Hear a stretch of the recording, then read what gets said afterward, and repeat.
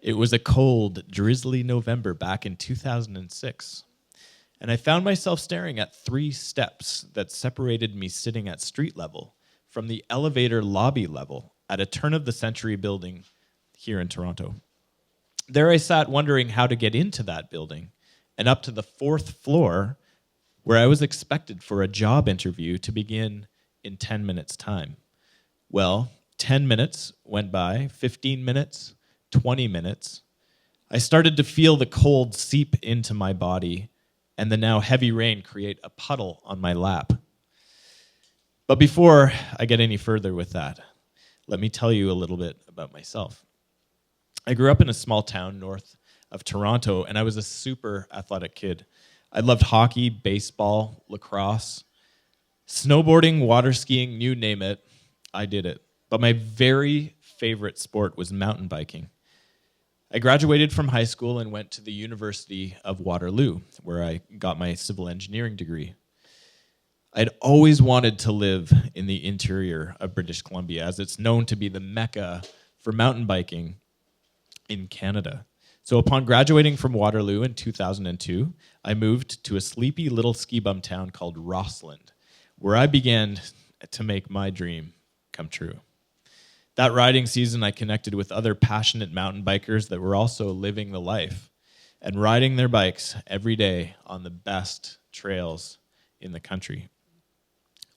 While living in Rossland, I made some really, really great friends.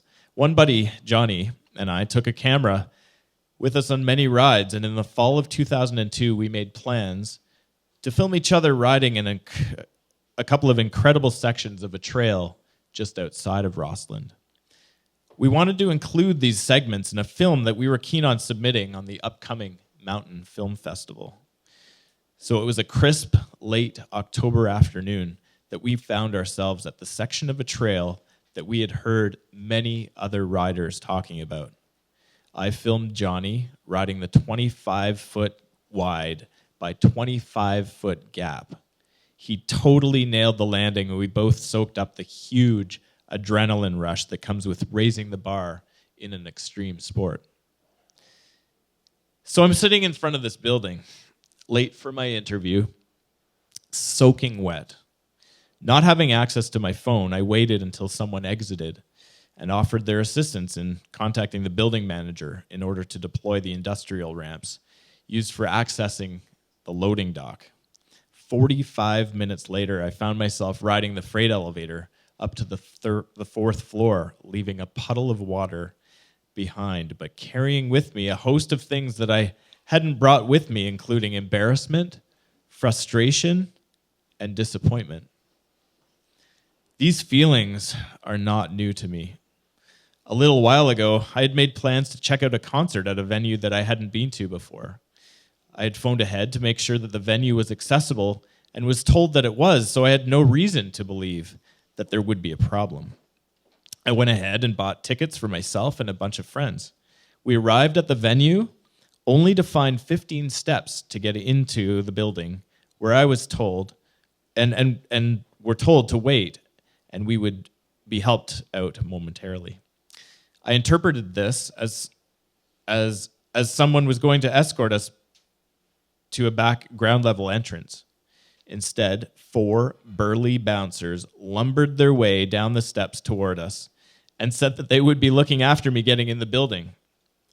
So there I was, caught between a venue's idea of barrier-free access and, in my mind, disappointing all of my friends who were also really excited to see this concert. Back in Rossland, access issues were the furthest thing from my mind. Naturally, after Johnny's jump, I handed the camera over to him. It was my turn. I needed to make sure that I was in the right gear and check my speed with a couple of run-ins up at the takeoff platform, standard fare for taking on the next biggest challenge. I skidded to a halt at the end of the platform on my 3rd run-in and stared down at the landing below. Just gonna maybe ask somebody to help me change the page. I hiked my bike back up to the top, threw my leg over the top tube, gripped my handlebars tightly, stood up, cranked down hard on the pedals, left the takeoff platform, and my life as I knew it. I came up short on the landing, flew over the handlebars, and landed headfirst, breaking 2 vertebrae in my upper spine, causing a complete spinal cord injury. This was undoubtedly my biggest failure ever. In a split second, my life was thrust into a world that's not well suited for someone that uses a wheelchair. Remember that interview?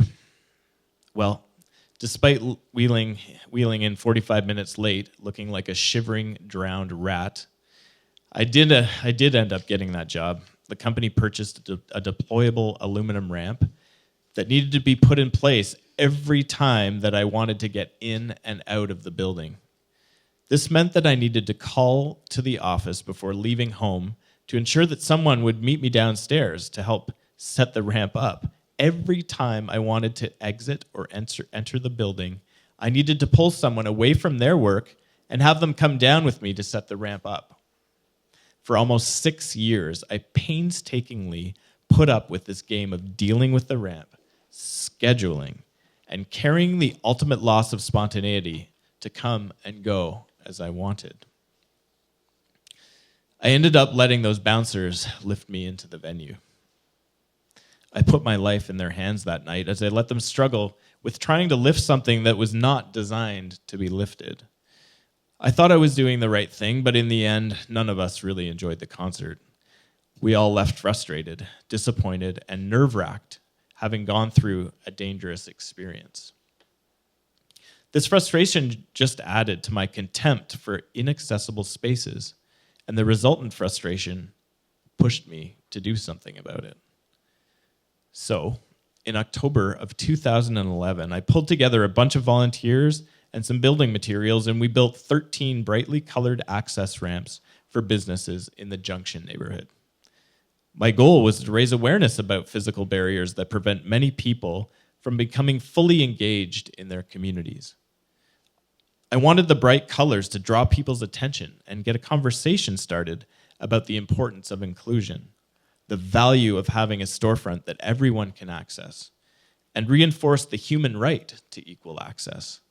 The Stopgap Initiative was born. Do you know what? It worked. Stopgap Foundation is now a registered charity. Yeah, thanks.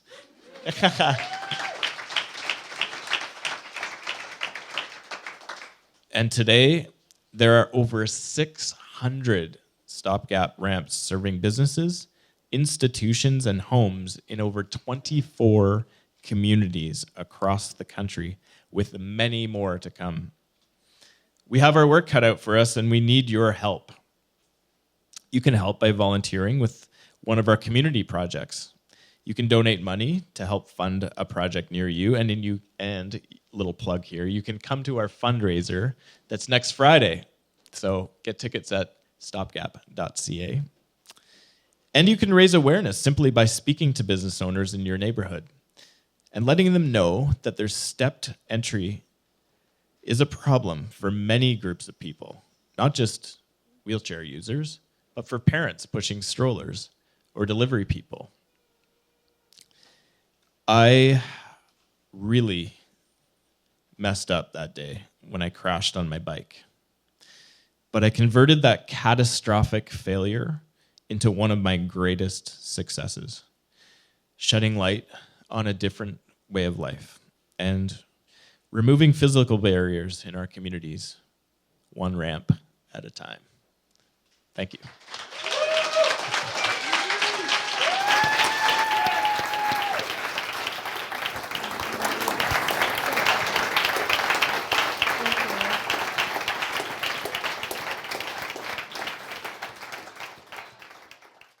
So good evening, everyone. I'm really excited to be here and nervous, as I said.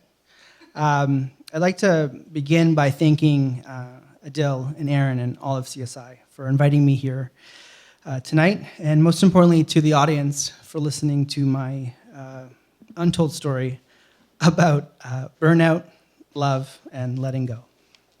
So here it goes. It was around a year ago today that my dear friend and co-founder of U4Change, Sarah, she came to me and said, "Chalo, I'm trying something big, and I need your help."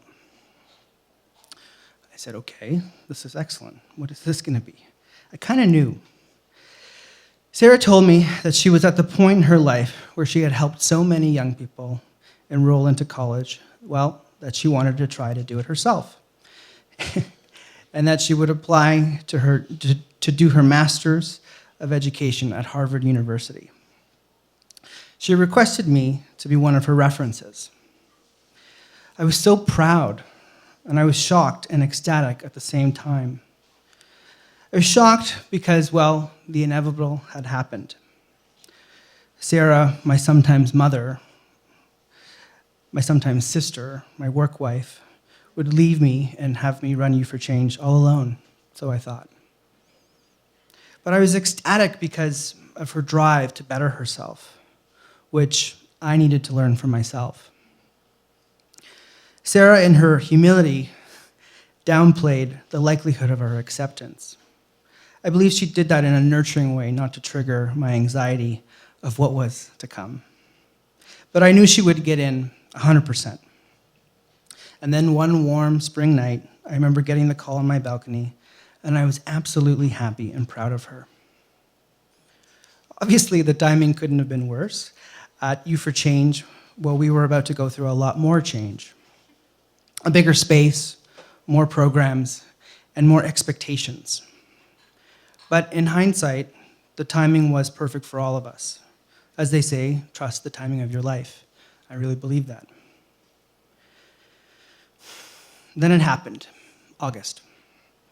Sarah had left, and the place just seemed different. A lot of the heart and soul had left for me too. The energy had died. Everyone could feel it. And at the core was this burnt-out guy who really wasn't there mentally. This event and series of events made me realize that I was actually feeling very alone and very disenfranchised from this whole machine of the nonprofit world. I was unhappy, I was drained, and I was depressed. But my mask was all smiles and sass. You know, life is great, right? It's great. At the surface, I had, just this, fantastic life. Sorry, I've lost myself here. Life was great. See, I am nervous. So yeah, let me regroup. Life was great because at the surface, I was building a nonprofit. I was building a fashion business. I had a great partner. I have a great partner named Peter. And I have two amazing dogs named Jess and Mila. It was around September that all changed again. I wasn't just missing Sarah, I was missing something. I was missing something from my life. Everyone around me was making big moves and big changes, and I felt that I needed to get in touch with Chalo myself. So I decided to go to the gym, and not Hard Candy or Good Life, but that could help too, but later. The gym I'm talking about is what I call my mental gym. I started something called psychodynamic therapy. It changed my life. This brought up a lot of childhood trauma and actually deep-rooted, unresolved rage. This, you could say, led to what would be a little bit of a breakdown, meltdown. And I left town for a bit. I went to visit a friend in California, and I hung out naked with a bunch of other naked hippies at a place called Esalen. Maybe some of you have been there. It was amazing, and for days I just kind of stared out at the ocean. I started to let go of the past, and I started to let go of the allowance to burn my body out, my soul, and depend on other people to fill that void. I realized that as a leader, a lover, a partner, a dog parent, that I needed to be a better person. And if I was going to help the world, I needed to do that. Imagine I had gotten this far with all this mess. what would it be like if I started to look inward?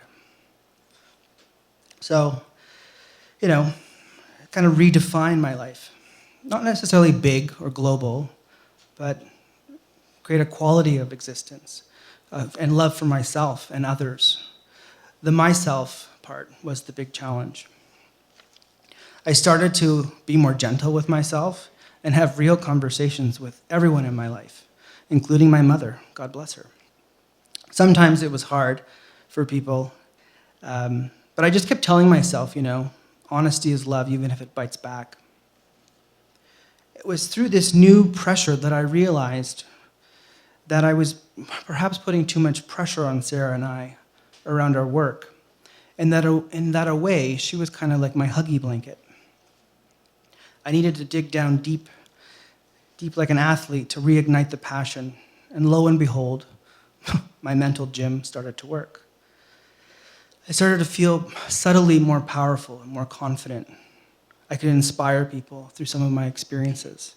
And I wanted to start with my staff and the people directly around me. That in essence, I could be a coach. I could be tough on people, and I could invite them to be tough on me. This past year, I've been to Boston 2 times to visit Sarah, and next week I'm going to go see her graduate. It will be a very powerful moment for both of us, surrounded by friends and family, and definitely some future presidential candidates.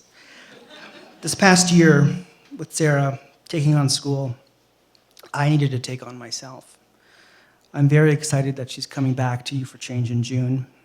And the cool part is that we've both changed, and having had a year apart, it's been great for her, for me, and ultimately, You for Change. Thanks.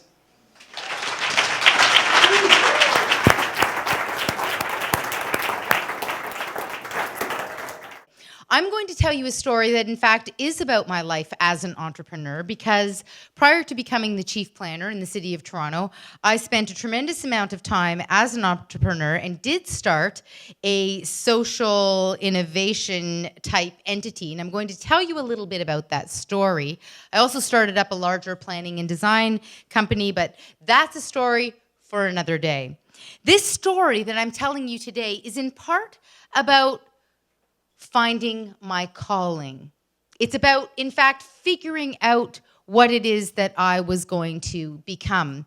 Because like many young people, I went through a period of time where I got a bold and brave liberal arts education. And then I really didn't know what to do with myself. I was filled with energy. I was filled with passion.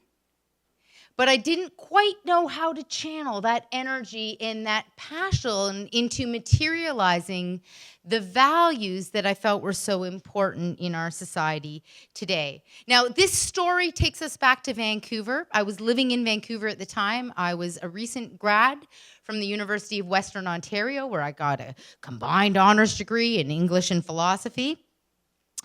And in fact, as I was living in Vancouver, I was newly married. And I really didn't know what to do with my life. I was very passionate about what I'd studied. I had dabbled a little bit with the idea of becoming a lawyer, but something about that was a bit too dry. No offense, Robert, a bit too dry. I wasn't quite sure where all this energy that I had was in fact going to become mobilized, become real, become something. And it was at this time that I attended a party in Vancouver, and I met a young man who was a city planner. And I was talking to him about how I was cycling through the city, and I was talking to him a little bit about some of the issues that I saw on the downtown east side of Vancouver around affordable housing and the issues of gentrification that I was following in the paper, and I was going to lectures. And he looked at me and he said, "Oh, you must be a city planner." I was about 24, 25 years old at this time. And I looked at him and I said, "What's a city planner?" I had no idea what a city planner was. And at that time, he said to me, "Go read Jane Jacobs. Just go read Jane Jacobs." And that's exactly what I did. I went and read Jane Jacobs' seminal book, life and death of great American cities. And I'd found my home. I knew what I wanted to do. I knew where I belonged. All the pieces of what I was passionate about came together when I read Jane Jay's book. And as a result, I then proceeded to take some courses on letter of credit at the School of Community and Regional Planning at the University of British Columbia. And one of the courses that I took was a course called Community Economic Development. And this course was all about creating businesses that responded to a social need. Now, at this time, my husband was working in Toronto with youth. He was also, because we were newly married and dirt poor, building furniture. He built a coffee table and an end table, and he was working on some other things for our home. And in doing so, he made friends who were also building furniture. And he discovered that there was this wonderful camaraderie that developed in this world of building furniture. It was a local workshop where they work. And I had this challenge in the context of this course that I was taking to create a community economic development enterprise. And so that's exactly what I did. I created a company in my course, and I called that company All Aboard Youth Ventures. And the idea behind All Aboard Youth Ventures was that All Aboard would create companies that would, in fact, employ at-risk youth. And they would meet a social need of responding to providing skills training for youth so that they could transition into full-time employment, while at the same time providing a product that could be delivered to the public. So I created this business plan in the context of this course that I took, and my professor very generously gave me an A+. And I went home and I said to my husband, "This is a really good idea. Somebody should do this." And he looked at me and said, "Why don't we do it?" And so at that time, we moved back to Toronto, where he was from, and we began All Aboard Youth Ventures. We created this not-for-profit corporation designed to employ at-risk youth and to transition at-risk youth into full-time employment. And our model was based on the assumption that people are creative. It was based on the assumption that when you give people opportunity, that people will, in fact, if they're at the right moment in their lives, embrace that opportunity and learn and become self-sufficient. Now, this was all about, at a very basic level, this was about choosing hope over despair. We were welcoming people to participate in this entity, All Aboard Youth Ventures, and to, in the context of doing so, transform their own lives. So it was very much about really an offering that would, in fact, if taken up, lead to transformation. And in fact, that's exactly the model that we created, the organization that we created. And All Aboard ran for 15 years and has some pretty great legacies in this city, including Eva's Phoenix, which we mentored. And some of you may have visited River Restaurant, which was on Ronsonsvales for many years, which was the restaurant that we ran as a result of All Aboard Youth Ventures. But there's one part of the story that I don't talk about very often, and it's this, because it's the part that I got wrong. The assumption behind the model that we created in All Aboard Youth Ventures was that the entities we created, and we created a whole series. We created River Restaurant. We created a wood shop that produced high-end Muskoka chairs. We had a public relations firm that trained young people in communications. The assumption that was that we would offer a product that would generate a profit that would, in return, support the training. But the model never worked. It never worked. We trained youth. We transformed lives. But the model was 100% contingent on government funding. And that was never the intention behind the model. And we struggled from year to year to year. Over that 15-year period, we struggled every year to come up with the base funding that we needed to continue to operate. And it was exhausting. And it was wonderful work. Hundreds and hundreds of youth transformed their lives, took ownership over their future, and were given an opportunity when no one else would give them an opportunity We gave young people an opportunity to change their own lives. But we couldn't do it without government funding. And one of the reasons why the model didn't work at a very basic level was because the minute that these youth became effective in what they were doing, we transformed them into the market economy. We had partnerships with Il Fornello restaurants and with the Air Canada Centre and with all different companies all over the GTA that hired our youth. The minute that they, in fact, could have contributed to a profit-making model was precisely the moment when it no longer made sense for them to be a part of All Aboard Youth Ventures. I made a mistake. I made a mistake in how I structured the entire model. Did the organization do good? Yes. But we never, in fact, responded to that fundamental premise that we would generate a revenue that would support the training. That never truly became a part of the model, even though that, in fact, had been a part at an idealistic level of what it was that we were seeking to achieve in creating All Aboard Youth Ventures. Now, as I mentioned, there's some great legacies from this work that we did, including we mentored the staff at Eva's Phoenix, which is a robust and wonderful, wonderful model. And the Paint Box in Regent Park is also based on the model of our restaurant at River Restaurant that was on Ronson's Fields. But you see, I had a tremendous amount of idealism, but I didn't have a lot of experience. And in fact, expertise matters. Expertise is valuable. And in my young idealism, I underestimated the importance of experience and expertise. And part of what I learned through that whole experience in the context of All Aboard Youth Ventures, and by the way, this was something that I did on the side as I then went on to planning school and got my master's degree, and I started a very successful planning and design firm that grew into a large company with 5 offices across Canada and 500 employees. All Aboard was always in the background. It was always a piece of something that I was chipping away at. But what I learned is that if you hold true to your vision, and our vision was about transforming the lives of the youth who really had no other opportunity. If you hold true to your vision, you need to adapt and change as you go along.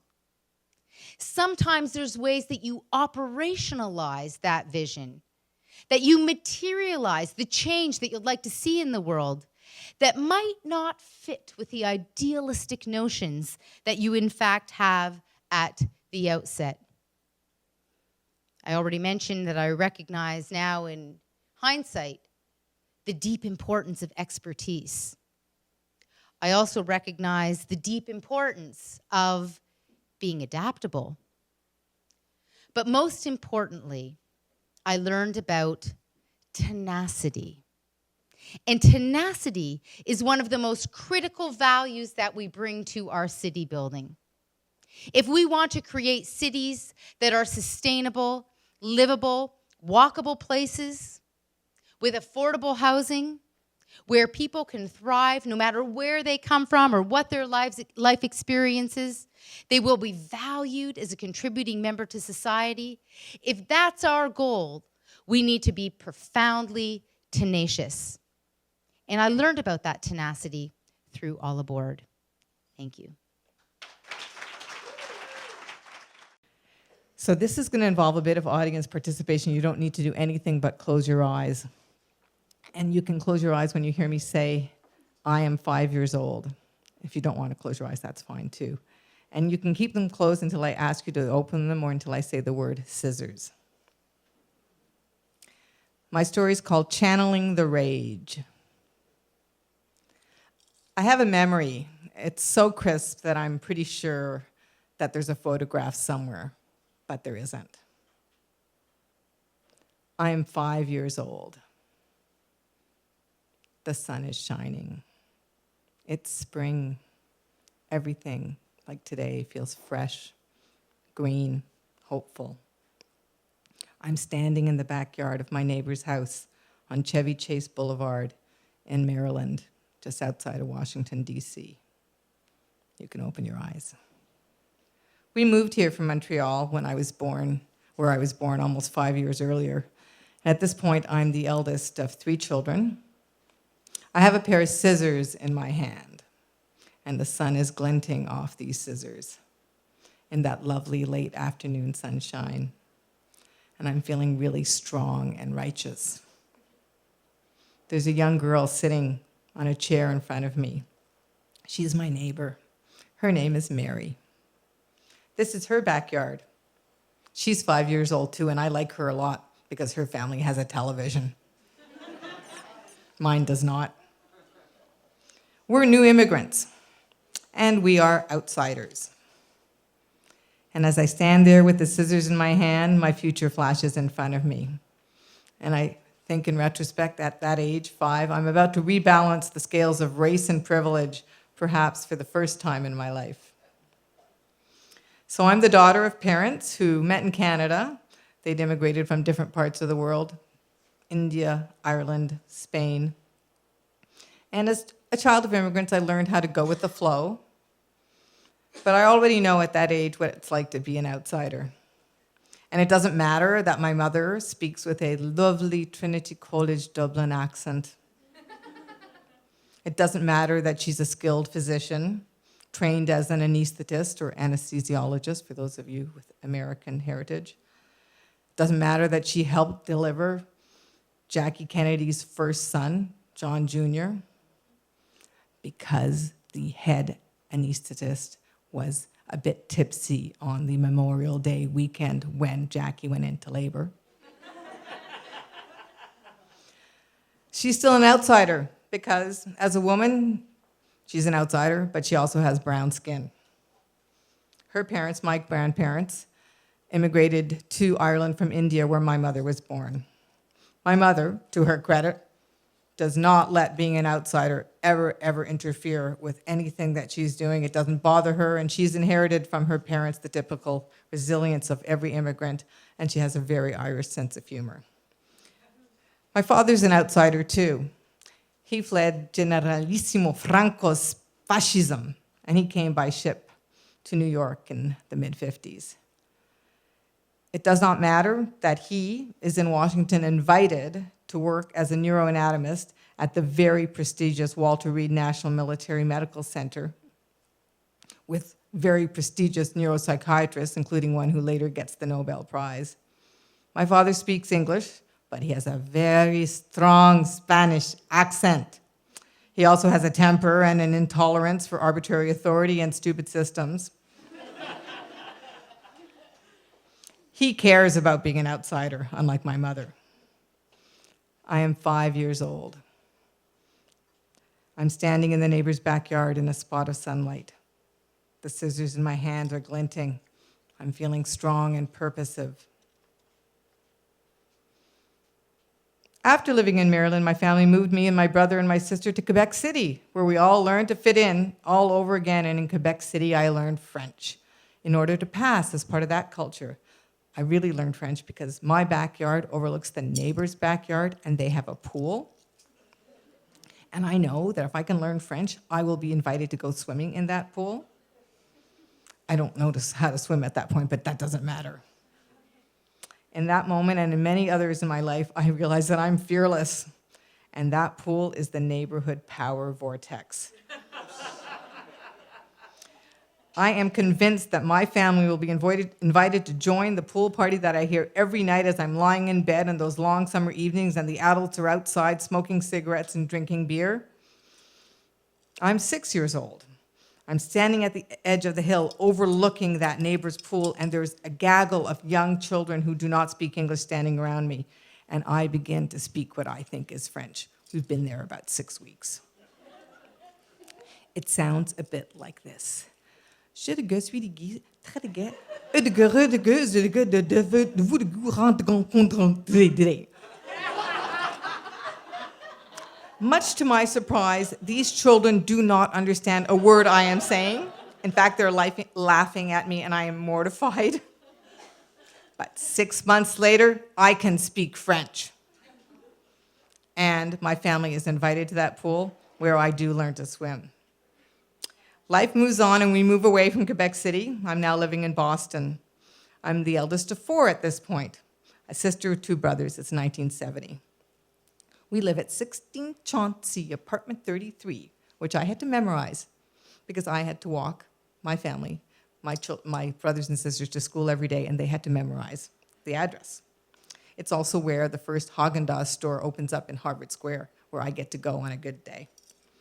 I attend Peabody Public School, which I now appreciate was an inner city public school. And we arrive in February, and everybody has made friends.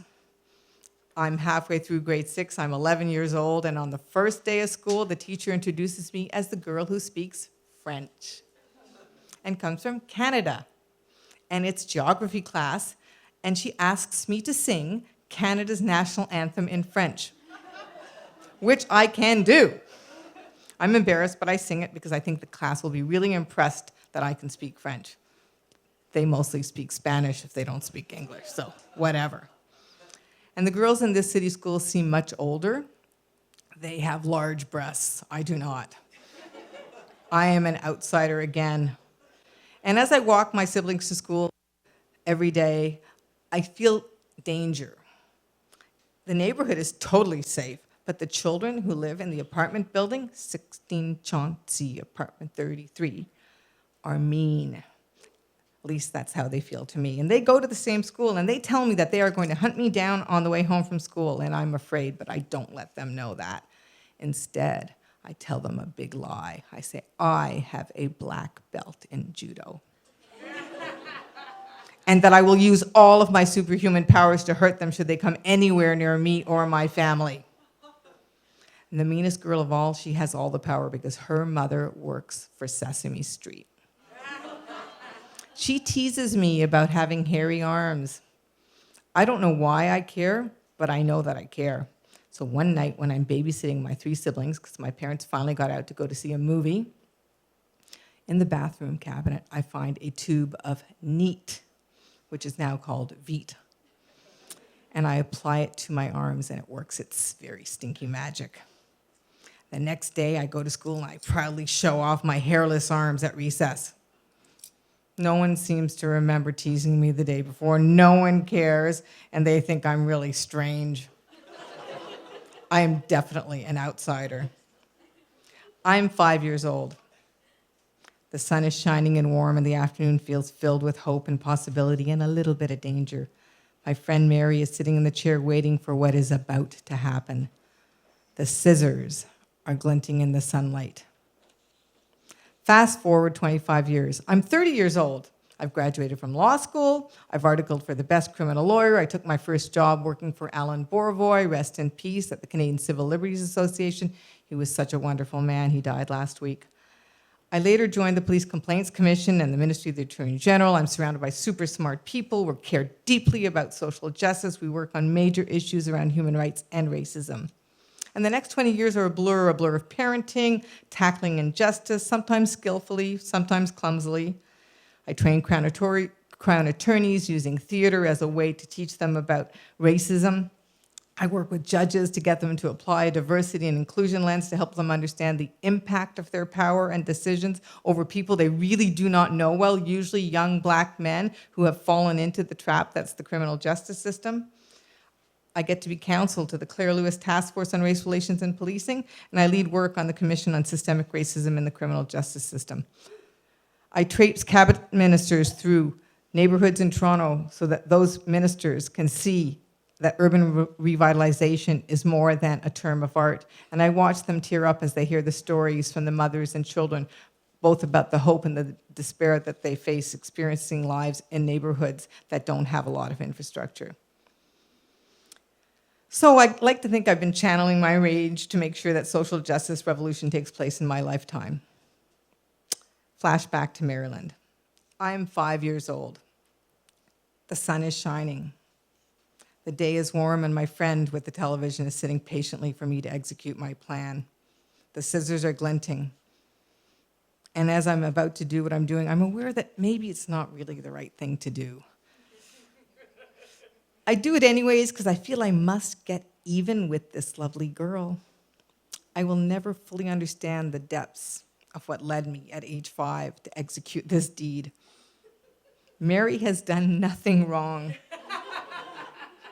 but she has something I do not have. Long blonde hair. Beautiful, shiny, long blonde hair. I do not have blonde hair. I never had blonde hair, and I covet hers. And in that moment, I wield those scissors and I cut off all her hair. And it feels right. It feels like I'm doing the right thing. I'm rectifying all the unfairness in the world. So since then, I have focused on finding better ways for people to understand their privilege, to understand their power. I like to think I've learned how to do the right thing, usually the right way, hopefully at the right time. So I still don't know what Mary did to make me feel that she deserved to have me cut her hair. But I do know that I spent my entire life going on that gut feeling of what is right and what is wrong, and it has inspired my innovation. On a good day, the tools that I use are a bit less drastic and clumsy than scissors. Usually I use my voice. Often I'll use an example from the arts, perhaps a play or a painting. And a few weeks ago, the new Chief of Police, Mark Saunders, invited me to join him at the Art Gallery of Ontario to see the Jean-Michel Basquiat show. I'm one of 7 members of the Toronto Police Services Board, so I'm kind of the boss of the Chief of Police. Just saying. And the chief was interested. He was interested in a painting that the AGO arts interpreter had very carefully walked away from. If you don't know, Mark Saunders is black. And the painting is called Irony of a Negro Policeman. And as we are standing there, because Chief Saunders said, I actually would like to go and talk about that painting.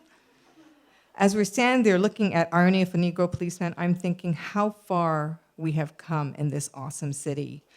This city that can be so beautiful when we can have a chief as insightful as Mark Saunders and things feel good. A chief who is prepared to stand in front of the painting that is, in so many ways, all about him. I'm 5 years old. I'm standing in Mary's backyard. The sun is shining. There's a sound of snipping. The blonde locks are falling on the green grass. Mary's mother comes out. She asks me, what am I doing? She asks, what are you doing? Mary replies for me. She says, I asked her to cut my hair. I want it to be short like hers. Mary's mother laughs and takes away the scissors.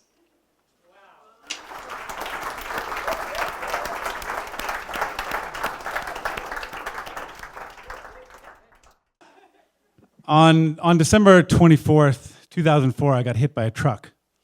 And the truck's name was Nevada. It wasn't really a truck, it was a woman.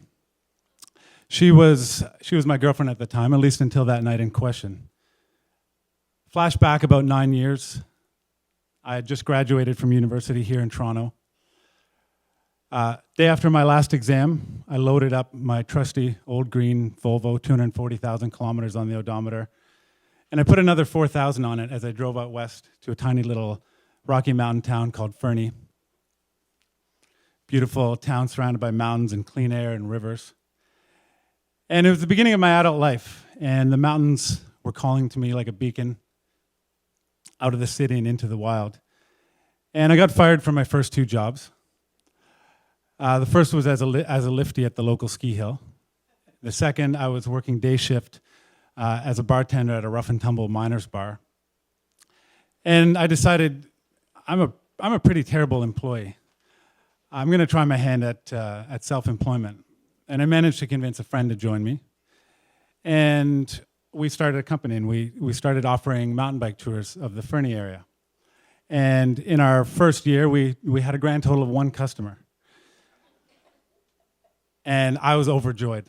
I was hooked. And I tell the story of that day because the entire time I was leading that person around, I had this big grin on my face, and I must have looked like I was drunk. But I just couldn't believe somebody was paying me to ride my bike. It was incredible. I bought my first house soon thereafter for $90,000. I had a couple of roommates paying paying my mortgage. I had free bikes from my sponsors. Ski passes were cheap. Beer was even cheaper. It was $1 a can in nearby Alberta. I skied all winter. I rode my bike all summer. I played in a band. I got the proverbial girl. I was living the life of Riley. A few years after that, I joined another band, and to my great surprise, it became a big success. We toured all over North America. We did a few tours of Europe, released some CDs. I fulfilled a lifelong dream. I played in front of 10,000 people. It was an amazing life. And in 2002, that life I had so carefully woven began to unravel. I quit the band. I moved back to Fernie, and my house was rented out. So I moved into a small little dingy basement apartment. Soon thereafter, I shattered my femur skiing. I spent several months recuperating in bed. I broke up with the girl that I was seeing. And suddenly, this magical little mountain town didn't seem so magical anymore. And I wondered if something had changed in Fernie. And it soon dawned on me that what was changing was me. I was the thing that was changing. And life became a little bit darker there. Shortly after I met Nevada, and we started dating, and I moved up to Golden, a few hours north of Fernie. And for a while, it seemed as if the fog had lifted, and we laughed together. We did a 10-day silent meditation retreat together, and it seemed as if the joy was coming back. But then on Christmas Eve, 2004, she uttered those words that have crushed so many people before me. It's not working between us. And I walked home through the darkness, through the snow, and up into my little room that I was renting from a friend. And I laid down, and I didn't get up for 3 days. Of course, I urinated, I defecated, did all that kind of stuff. Metaphorically speaking, I didn't really get out of bed. And the world felt like it had imploded on me. And I'd only been dating her for a few months. I wasn't really in love with her. I knew it wasn't heartbreak, and it was a very confusing place to be. If you'll excuse me, I just got to get some water. I'm really parched.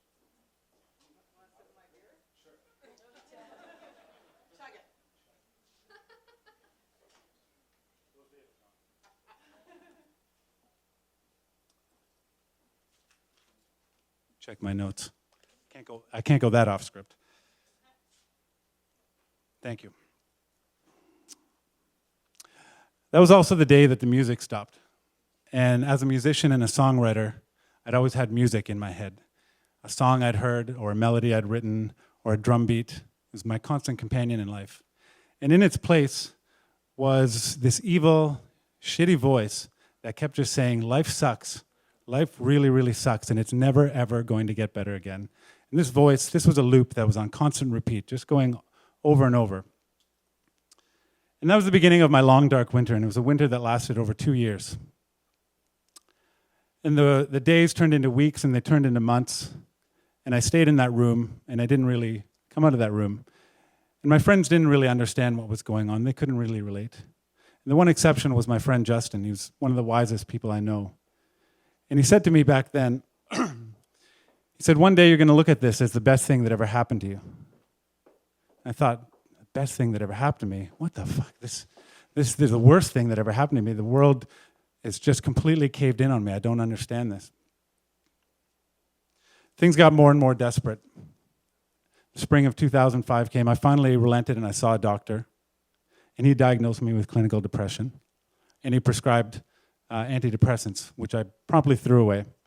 I couldn't stomach the idea of trying to fix my brain with pharmaceuticals. A few more months went by. I dwelled in the darkness some more. I went back to another doctor, and he prescribed antidepressants again. This one was called Effexor, and I called it Side Effexor because the side effects were brutal.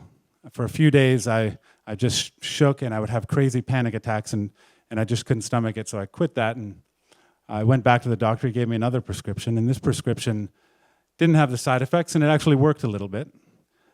Every now and then, for a few seconds or a few minutes, I might hear the music again, but I still couldn't stomach the idea of messing with my brain, so I threw the drugs away again. And by the fall, so the fall of 2005, I'd been 9 months into this, and things hadn't really changed. In fact, they'd gotten worse. And I knew I needed to get out of Fernie. I didn't know why. I just knew I had to get out of there.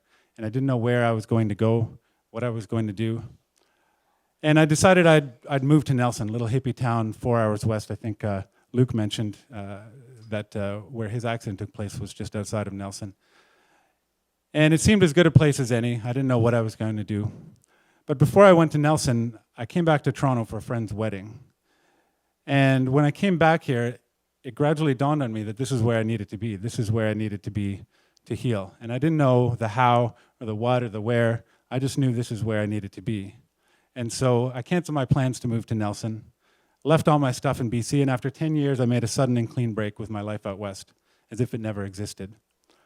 And I moved into my mom's basement apartment in Cabbagetown.